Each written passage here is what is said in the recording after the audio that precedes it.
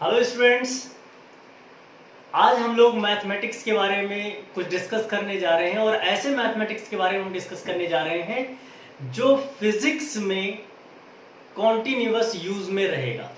यानी लगभग जगह पर किसी न किसी फॉर्म में ये मैथमेटिक्स हमारे पास आता रहे। इसलिए ऐसे मैथमेटिक्स के बारे में थोड़ी बहुत इंफॉर्मेशन हमारे पास होनी जरूरी है। हाँ, ये बात सही है कि इन मैथमेटिक्स में से लगभग 60 to 70% आप क्लास 10th तक पढ़ चुके हैं।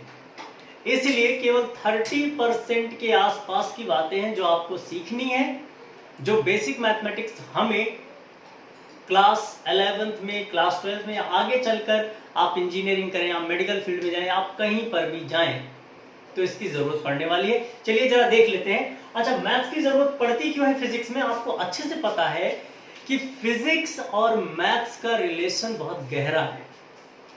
फिजिक्स एक कॉन्सेप्ट है, फिजिक्स एक फिलॉसफी है और उस कॉन्सेप्ट को एक पर्टिकुलर फॉर्मूले के फॉर्म में रिप्रेजेंट करना ही मैथमेटिक्स का काम है। तो जब मैथमेटिक्स फिजिक्स के साथ मिलता है तो फिजिक्स को समझना, पढ़ना, समझाना, अप्लाई करना बड़ा आसान हो जाता है। आज हम लोग ऐसे ही मैथमेटिक्स के बारे में पढ़ेंगे।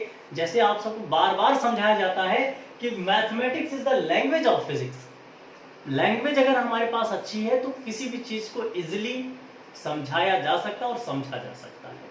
तो चलिए जरा स्टार्ट करते हैं मैथमेटिक्स के बारे में और मैं जल्दी से इसको आपको फिनिश करूंगा, इसके सारे कॉन्सेप्ट। मैथ से रिलेटेड कुछ चीजें जो हम लोग ऑलरेडी पढ़ चुके हैं और कुछ चीजें जो हम पढ़ने वाले हैं उनको जरा एक एक करके समझते हैं। आप क्या पढ़ चुके होंगे? आप अलजेब्रा पढ़ चुके होंगे और अलजेब्रा में क्या क्या आपने पढ़ लिया होगा। ऐसे बहुत से नंबर सिस्टम के बारे में आपने पढ़ लिया होगा, आपने लीनियर इक्वेशन पढ़ लिया होगा, आपने क्वाड्रेटिक इक्वेशन पढ़ लिया होगा या आपने पॉलिनोमियल पढ़ लिया होगा। इन सब चीजों का यूज करना है जो आपने क्लास 10th तक पढ़ा है। ध्यान रखना, अलजेब्रा के तुरंत बाद हम लोग मूव करते हैं और हम आते हैं ट्रिग्नोमेट्री पर। ट्रिग्नोमेट्री भी जो हमने क्लास 10th तक पढ़ा है बेटे, वो हमें यूज करना है। कुछ और एडिशनल बातें इसमें आएंगी, वो हम धीरे धीरे करके फॉर्मूले के फॉर्म में आपको बताते चले जाएंगे। तो ये भी कोई बहुत बड़ा कंसर्न नहीं हमारे लिए फिलहाल। नेक्स्ट आता है geometry.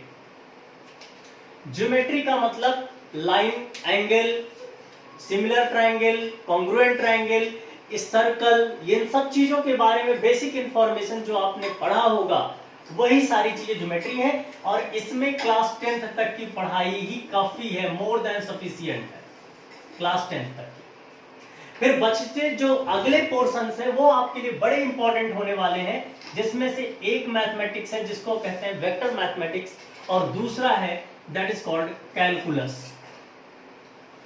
Vector mathematics and calculus दो चीजें हैं जो आपके लिए न्यू होंगी and that is really very important for you. अगर हम बात करें तो वेक्टर क्या चीज होता है इसके बारे में डिस्कस करेंगे। वेक्टर का रिप्रेजेंटेशन कैसे किया जाता है इसके बारे में डिस्कस करेंगे। वेक्टर की मैथमेटिक्स क्या होती है इसके बारे में डिस्कस करेंगे। अब जैसे मैथमेटिक्स क्या हो सकता है, एडिशन, सब्ट्रैक्शन, मल्टीप्लिकेशन, डिवीजन या अदर चीजें जो भी है वेक्टर के बारे में वो हम डिस्कस करेंगे। सिमिलरली अगर हम बात करें कैलकुलस की तो कैलकुलस में भी दो पोर्शन होते हैं, differentiation and integration.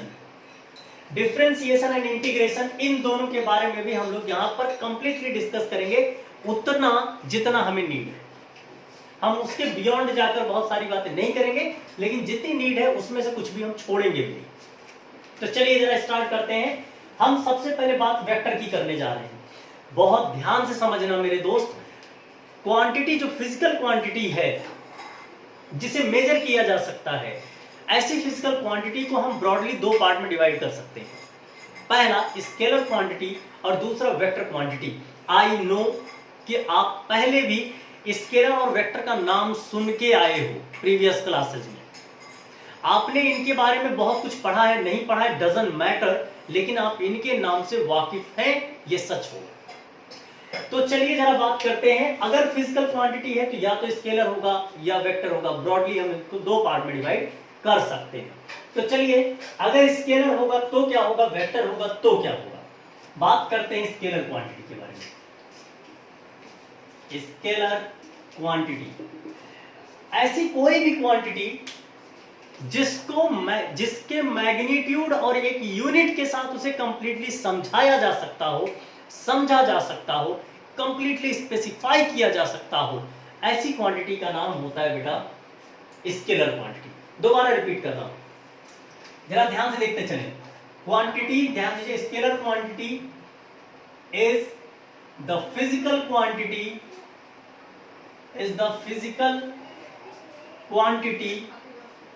which can be completely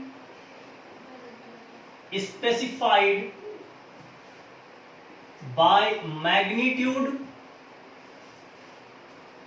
along with a unit।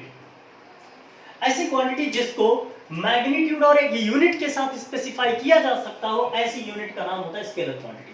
जैसे ध्यान दीजिएगा, ऐसी क्वांटिटी कौन कौन सी हैं, उनके क्या एग्जांपल्स हैं। सबसे पहला है मास, डिस्टेंस, स्पीड,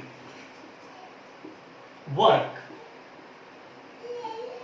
ऐसी जो क्वांटिटीज होती हैं, ऐसी बहुत सी क्वांटिटी, एक दो नहीं है। पावर, एनर्जी, ये सारी क्वांटिटी कैसी क्वांटिटी है बेटे, स्केलर क्वांटिटी है। मास कैसे स्केलर हुआ, मैं आपसे कहूं कि आप मार्केट गए, 2 kg आपने राइस लिया, आपको फिर लगा नहीं और राइस ले लेते हैं, आपने 3 kg राइस और ले लिया, तो टोटल कितनी राइस आपके पास आ गई, ऑब्वियस सी बात है, now you have 5 kg rice. But बात करते हैं दूसरे एग्जांपल की तरफ। अगर हम बात करें कि आप वॉकिंग के लिए जा रहे हैं और वॉकिंग करने के लिए आप सबसे पहले 2 किलोमीटर की वॉक करते हैं, फिर थोड़ा रेस्ट करते हैं, फिर आप 1 किलोमीटर की वॉक करते हैं, टोटल आपने कितनी वॉकिंग कर दी, तो ऑब्वियस सी बात है आपने टोटल 3 किलोमीटर की वॉकिंग कर दी। जहां पर simple addition, simple subtraction, simple multiplication जो अलजेब्रा में होता आया है, जहां पर वो चीजें लगती हो, उसे हम स्केलर क्वांटिटी भी कहते हैं। या हम एक स्टार मार्क करके इस पॉइंट पे लिख सकते हैं, in case of scalar quantity we use the normal algebra, यानी all the quantity can be easily solved by the algebra if it is scalar। तो मेरे दोस्त इस बात पर ध्यान रखेंगे कि स्केलर क्वांटिटी क्या होती हैं, जो नॉर्मल अलजेब्रा को फॉलो करती हैं, जिसमें डायरेक्शन नहीं होता है। तो ये तो हो गई बात स्केलर की। अब बात हम करते हैं अपने मेन टॉपिक की, that is vector quantity. So start writing vector quantity.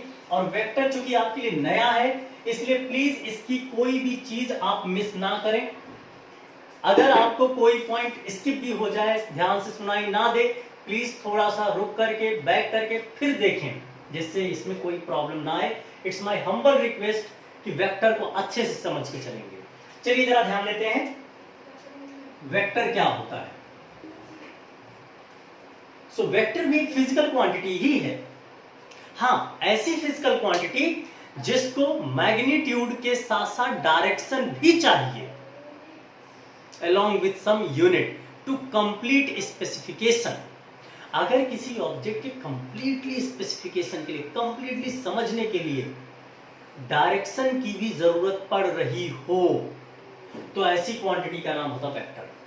क्या डेफिनेशन तैयार किया जा सकता है, जरा इस पर एक विचार करते हैं। लिखेंगे the quantity which can be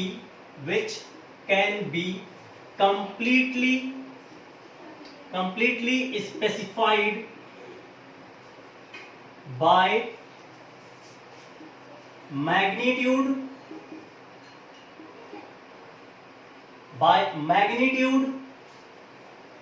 comma unique direction,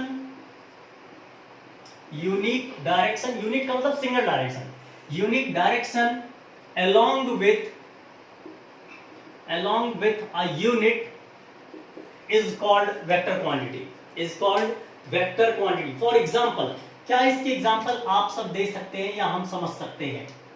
अभी तक आपने जितनी भी फिजिकल क्वांटिटी पढ़ी, हम केवल उसके बारे में भी आपसे बात करेंगे। आपने पढ़ा होगा डिस्प्लेसमेंट कैसी क्वांटिटी है? वेक्टर। तो डिस्प्लेसमेंट को नॉर्मल मैथमेटिक्स से तुम सॉल्व कर नहीं सकते हो, आपको इसके लिए वेक्टर मैथमेटिक्स ही फॉलो करना पड़ेगा। आप अभी कहेंगे फिर हमने पढ़ा कैसे 9th-10th में, तो उसको पढ़ने का मेथड अभी मैं आपको बताऊंगा कि आपने पढ़ा कैसे था, उसका भी तरीका है। जरा ध्यान देते हैं। दूसरी क्वांटिटी आपने पढ़ा था वेलोसिटी।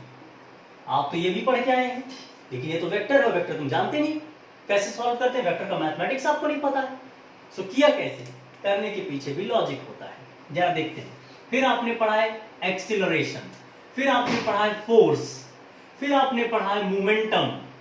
अरे पढ़ा नहीं पढ़ा? ये सारी चीजें पढ़ी ना आपने। ये सब के सब बेटा जी वेक्टर है, लेकिन आपने वेक्टर के तरीके से नहीं पढ़ा है, पढ़ने का तरीका वॉज डिफरेंट। और वो तरीका भी कैसे डिफरेंट बना वो भी हम लोग डिस्कस करेंगे। बट फिलहाल के लिए तुम्हें ये तो बताया ही गया होगा ये सारी क्वांटिटी वेक्टर हैं। क्यों? क्योंकि इनके साथ क्या होता है, जरा ध्यान देना।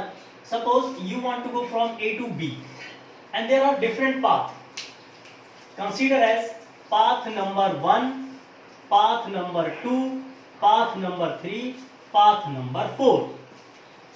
These are the path. So what is the displacement according to you? आपके हिसाब से डिस्प्लेसमेंट क्या है? आपने क्या पढ़ा था? The shortest distance. और मेरे दोस्त जब shortest distance की बात करते हैं तो you have to always follow the straight line. और straight line का अपना unique direction होता है, fixed direction होता है। फिर दूसरी चीज तुमने पढ़ा था वेलोसिटी। वेलोसिटी का भी अपना एक फिक्स्ड डायरेक्शन होता है। एक्सीलरेशन फिक्स डायरेक्शन रख के चलता है, फोर्स फिक्स डायरेक्शन है, मोमेंटम फिक्स डायरेक्शन है। ये सब के सब अपनी एक फिक्स डायरेक्शन रख के चलते हैं, दैट्स व्हाई इनको हम वेक्टर क्वांटिटी कहते हैं। और इतना ही नहीं, ये सारे क्वांटिटीज वेक्टर मैथमेटिक्स को फॉलो करते हैं। वेक्टर मैथमेटिक्स, वेक्टर मैथमेटिक्स का मतलब वेक्टर का एडिशन, सब्ट्रैक्शन, मल्टीप्लिकेशन, डिवीजन, इन सब मेथड्स को ये फॉलो करते हैं। जैसा एडिशन होता है हम देखेंगे वैसे सब्ट्रैक्शन होता है, जैसे मल्टीप्लिकेशन होता है वैसा ही डिवीजन होता है, एक जैसा है प्रोसेस, तो इसमें डिफिकल्टी नहीं है। लेकिन वेक्टर का मैथमेटिक्स ये अलग होता है, जरा उसको हम लोग देखेंगे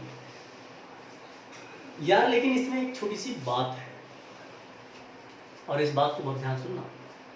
तुमने कुछ पढ़ा था कि वर्क कैसी क्वांटिटी है, अभी पढ़ा क्या तुमने? स्केलर है, लेकिन वर्क में तो डायरेक्शन होता है। तुमने क्या पढ़ा था, क्या डेफिनेशन पढ़ाई गई थी? Work is the force into displacement in the direction of force, यानी F इनटू S। और ज्यादा अगर आपने बहुत ज्यादा दिमाग लगाया था तो cos थीटा भी लगा लिया था, याद आ रहा है थोड़ा सा? यानी जो फोर्स है और डिस्प्लेसमेंट उनका डायरेक्शन तो सेम है। यार इसके पास तो डायरेक्शन है, लेकिन डायरेक्शन होने के बावजूद ये स्केलर है। क्यों भाई? क्योंकि भाई साहब ये वेक्टर मैथमेटिक्स को फॉलो नहीं करता। सिमिलरली फॉर इलेक्ट्रिक करंट, आपको पता है, आप 10th क्लास में पढ़ के निकले हैं, आपके पास अगर एक इलेक्ट्रिक सर्किट दिया गया, ये रेजिस्टेंस है, ये वोल्टेज या बैटरी है, तो करंट हमेशा कहां से चलता है? पॉजिटिव चार्ज से, पॉजिटिव टर्मिनल से, और जाता कहां है बेटा? Negative terminal of battery. यार इसके पास भी तो डायरेक्शन है कि पॉजिटिव चल रहा है, नेगेटिव पहुंच रहा है, it has direction, but still it is not a vector quantity. Why? Again, it does not follow vector mathematics. How can you say it is? देखो ध्यान से, आपके पास अगर इलेक्ट्रिक करंट किसी वायर में आ रहा है, सपोज 5 एम्पियर, और यहां से ये दो अलग वायर डिवाइड हो गए, इस वायर में 2 एम्पियर का करंट आ रहा है, तो आप बताओ इस वायर में कितना आएगा? इस वायर में मेरे दोस्त 3 एम्पियर का करंट आएगा। और जहां सिंपल एडिशन की बात, सिंपल सब्ट्रैक्शन की बात होती है बेटा, वो नॉर्मल अलजेब्रा होता है, वो स्केलर होता है, वो वेक्टर नहीं होता है। तो फिर वेक्टर होता क्या है?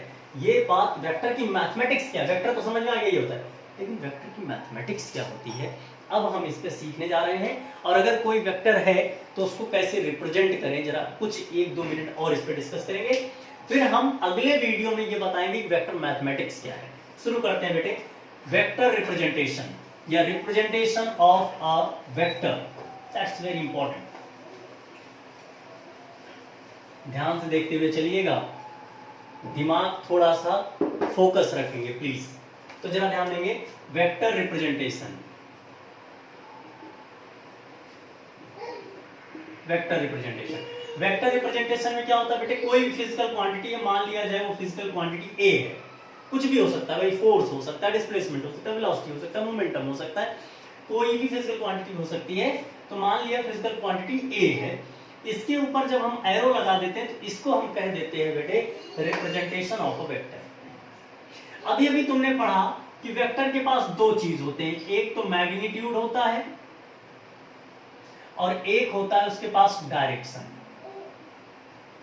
तो मैग्नीट्यूड और डायरेक्शन दो चीज होती है। अब जरा बात करें तो मैग्नीट्यूड को किससे लिखेंगे और डायरेक्शन को किससे लिखेंगे। इसी सेम चीज में जरा ध्यान देना, दो चीज समाया हुआ है, मैग्नीट्यूड भी समाया है एंड डायरेक्शन भी इसी के अंदर बटा है। तो मैग्नीट्यूड किसको कैसे रिप्रेजेंट करेंगे बेटा, मॉड लगा लेना इस पर, ए और ये मॉड लग गया, ये हो गया मैग्नीट्यूड ऑफ वेक्टर। साथ में आप इसी ए फिजिकल क्वांटिटी के ऊपर एक छोटा सा कैप लगा देना, इसको कहते हैं कैप लगाना, ये बन गया बेटा जी डायरेक्शन। अब आप बताओ, vector is equal to magnitude into direction, ये आपका हो गया रिप्रेजेंटेशन। ये क्या हो गया बेटा, रिप्रेजेंटेशन। मैं दोबारा रिपीट करूं, this is magnitude of vector, this is direction of vector. बात थोड़ा थोड़ा समझते चलिएगा। अब जरा बात को समझे, मान लिया जाए इस चीज को हम लोग कैसे लिखें, सपोज, और एक बात और ध्यान से समझ लेना बेटा, ध्यान से, डायरेक्शन निकालना है तो आप क्या करिएगा, वेक्टर को मैग्नीट्यूड से डिवाइड कर लेना, मैग्नीट्यूड चाहिए तो वेक्टर को डायरेक्शन से डिवाइड कर लेना, भाई इतनी सी बात है। शुरू करें इसके बारे में बात। अब मान लिया जाए हमारे पास जो वेक्टर ए है उसकी लेंथ ये है, सपोज, अब मैं तुम्हें वो बात बताने जा रहा हूं, सपोज हम बात कर रहे हैं डिस्प्लेसमेंट की, डिस्प्लेसमेंट को ऐसे लिखते हैं, और ये सपोज है 5 centimetre in direction of, in the direction of x axis. अब क्या करेंगे भाई, इसके पास मैग्नीट्यूड है, कितना मैग्नीट्यूड भाई, 5 सेंटीमीटर, डायरेक्शन क्या है, अलोंग एक्स एक्सिस। तो यहां कैसे इस चीज को रिप्रेजेंट करें, यहां पर बेटा जी आप 5 सेंटीमीटर की लाइन ड्रॉ कर लें। अब ये जो 5 सेंटीमीटर की लाइन है, इसकी जो लेंथ है वही हो गया इसका मैग्नीट्यूड। तो मैग्नीट्यूड में क्या लिखेंगे, मॉड ऑफ एस, ये इसका रिप्रेजेंटेशन हो गया। अब जो इसके पास एक एरो पड़ा हुआ है, that arrow gives the direction. तो ये जो एरो है बेसिकली ये क्या हो गया, एस पर बात, एस पर कैप। तो ये बन गया बेटा आपका पूरा डिस्प्लेसमेंट। ध्यान रखना, यहां पर मॉड ऑफ एस की वैल्यू वही है जो आपके सामने यहां दिख रहा है, that is 5 centimetre. S cap क्या है यहां पर, तो किस डायरेक्शन में जा रहा है, अलोंग एक्स एक्सिस। तो एक्स एक्सिस आपके लिए डायरेक्शन है, एक्स एक्सिस। ध्यान रखना, आगे चलकर X axis, Y axis, Z axis को कैसे रिप्रेजेंट करते हैं ये मेथड भी मैं आपको बता ही दूंगा। तो ये सिचुएशन होता है, ये इस तरीके का रिप्रेजेंटेशन होता है। अच्छा चलो, आपके पास सपोज फोर्स दिया गया है F is equal to 10 newton in the direction of Y axis. अब क्या लिखोगे भाई, अब आपके पास ये तो है वेक्टर, सो जो मैग्नीट्यूड आएगा F वो कितना है भाई, मैग्नीट्यूड 10 न्यूटन। जो डायरेक्शन है वो आएगा F कैप से, वो किधर की तरफ है, वाई एक्सिस के लॉन्ग। तो इसका जो रिप्रेजेंटेशन होगा, बिकॉज देखो न्यूटन को तो आप पेपर पर रिप्रेजेंट कैसे करोगे, तो हमें एक स्केल बनाना पड़ता है। स्केल में क्या हो जाएगा बेटा जी, जरा ध्यान दिया जाए, यहाँ पर स्केल में मान लेंगे suppose 1 newton is equal to 1 centimetre. तो ऑब्वियस सी बात है 10 न्यूटन को हम 10 सेंटीमीटर यहाँ पर डील करेंगे, मतलब 1 न्यूटन को 1 सेंटीमीटर से रिप्रेजेंट कर रहे हैं, यानी 1 सेंटीमीटर की जो लेंथ होगी बेटे हम मान लेंगे वो 1 न्यूटन के इक्वल है। जबकि आपको पता है ये कभी हो नहीं सकता, लेकिन रिप्रेजेंटेशन का बस एक तरीका है और कोई बात नहीं है, इक्वालिटी नहीं है, लेकिन रिप्रेजेंटेशन का एक तरीका हो सकता है। तो चलिए जरा इसको ध्यान से देखते हैं। ये जो पूरी लेंथ आई आपके सामने, that length is of 10 centimetre and finally you know that is 10 Newton and that arrow is along the y axis आप मानेंगे। तो ये ध्यान दीजिएगा, आप ऊपर मैं नहीं बना सकता तो आप बस मान चलिएगा this is what F cap, this is along y axis. आप इस चीज को y एक्सिस के अलोंग समझ के चलेंगे बेटा, इतनी सी बात है। मेरे ख्याल से रिप्रेजेंटेशन आपको समझ में आ गया होगा। Vector is equal to magnitude into direction like this. Magnitude क्या होता है? Length of the arrow and direction of the arrow यानी end of the arrow is called the direction. So यहां तक हो गया इसका रिप्रेजेंटेशन। अब बात करते हैं बेटे दो इंपॉर्टेंट बात के लिए। पहला है इक्वल वेक्टर, दूसरा है opposite vector. Equal vector and opposite vector.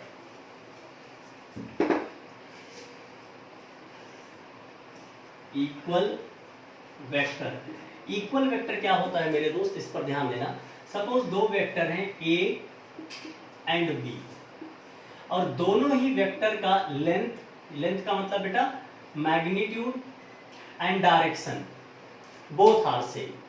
अगर magnitude and direction both are same then such a vector is called as equal vector. So vector A will be equal to vector B. Otherwise कभी भी vector A vector B के equal नहीं हो सकता, उसे unequal vector कहेंगे। बात करते हैं अपोजिट वेक्टर के लिए। अपोजिट वेक्टर, अगर किसी भी वेक्टर को अपोजिट डायरेक्शन में लाना है तो उसमें आप -1 से मल्टीप्लाई कर दें, वो ऑटोमेटिक अपोजिट हो जाएगा। सो अगर आपके पास बेटा वेक्टर ए इस तरीके से है, आपने इस वेक्टर ए में -a लगा दिया तो डायरेक्शन ऑटोमेटिक क्या हो जाएगी बेटे इसकी? रिवर्स। मान लिया जाए ये वेक्टर ए है और ये वेक्टर बी है, तो आप कैसे लिखेंगे? Vector A is equal to minus of vector B. Vector A is equal to minus of vector B. Minus अगर इस पर करोगे तो ये प्लस होगा, फिर उसके अलाउंग जाएगा। तो ये जरूर ध्यान देना है हम सबको कि अगर किसी भी वेक्टर को रिवर्स करना है, जैसे ए को रिवर्स करना है तो ए पे माइनस लगा लो, ए पीछे चला जाएगा। यहां पर अब ध्यान देना, इस तरीके से मान लो कोई वेक्टर जा रहा है ऊपर की तरफ, सपोज वेक्टर x है, -x अगर हम कर देंगे तो इसका डायरेक्शन सीधा रिवर्स हो जाएगा और कोई बड़ी बात नहीं है। तो माइनस करते ही वेक्टर हमारा अपोजिट हो जाता है। इसका हम लोग काफी यूज करेंगे जब हम सब्ट्रैक्शन पढ़ेंगे। तो ये दूसरी बात हो गई बेटा जी। इसके अलावा बहुत से वेक्टर होते हैं। जीरो वेक्टर, जीरो वेक्टर का मतलब ऐसा वेक्टर जिसका मैग्नीट्यूड ही जीरो हो, तो हमें बहुत ज़्यादा उसके पास नहीं जाना है। आज अभी हम सब ने क्या क्या सीख लिया, वेक्टर क्या होता है, वेक्टर को रिप्रेजेंट कैसे करते हैं, वेक्टर में opposite vector and equal vector को कैसे रिप्रेजेंट किया जाता है, ये बातें हो गई। अगली क्लास में, नेक्स्ट क्लास में बेटा आपको वेक्टर मैथमेटिक्स बताया जाएगा और वेक्टर मैथमेटिक्स में सबसे पहले एडिशन और फिर मल्टीप्लिकेशन आपको समझाया जाएगा। तो पहला वीडियो आपके एडिशन के लिए आएगा और दूसरा वीडियो आपके मल्टीप्लिकेशन के लिए आएगा। ध्यान रखना ये दोनों वीडियो एक्सट्रीमली इंपॉर्टेंट होने वाले हैं, क्योंकि इसी में लॉ ऑफ पैरेललोग्राम भी है, इसी में ट्राइंगल लॉ भी है, इसी में कंपोनेंट लॉ भी है। और मल्टीप्लिकेशन तो कहने की बात नहीं, क्योंकि इसमें scalar product, vector product, that's very important. So आज के लिए, अभी के लिए फिलहाल इतना ही। नेक्स्ट वीडियो में आप सब दूसरे पार्ट को देख सकते हैं। Thank you so much for watching, have fun, enjoy, पढ़ते रहें, आगे बढ़ते रहें। Thank you so much.